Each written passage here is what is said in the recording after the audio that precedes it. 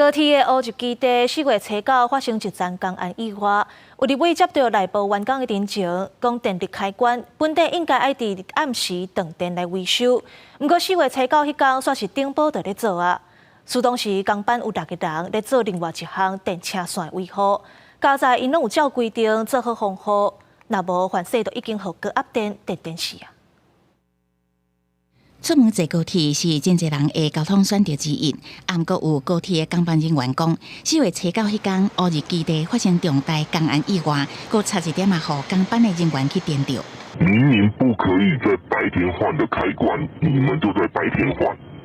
那一个接力棒帮我们挡了3次，叫我们把饮料喝了，嘴巴闭上。可是要接触25000伏特工作的人是我我有老婆小孩要养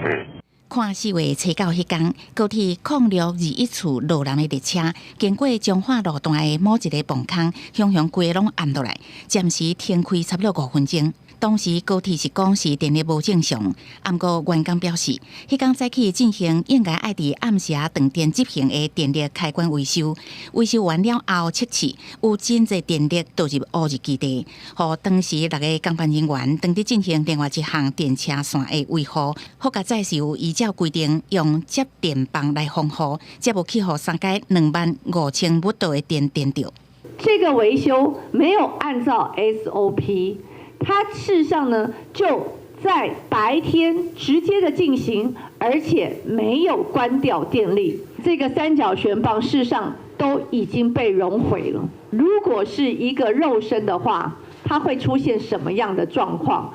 立委质疑高铁无积极检讨改善甲宣传，佫出现27有列车长闪酒测，上车执勤，唔知影讲内部管理到底是有偌灵。不过高铁关系交通甲公共工程安全的行为，应该是爱互全面检视。不过到出稿前，高铁公司也无做回应。记者综合报道。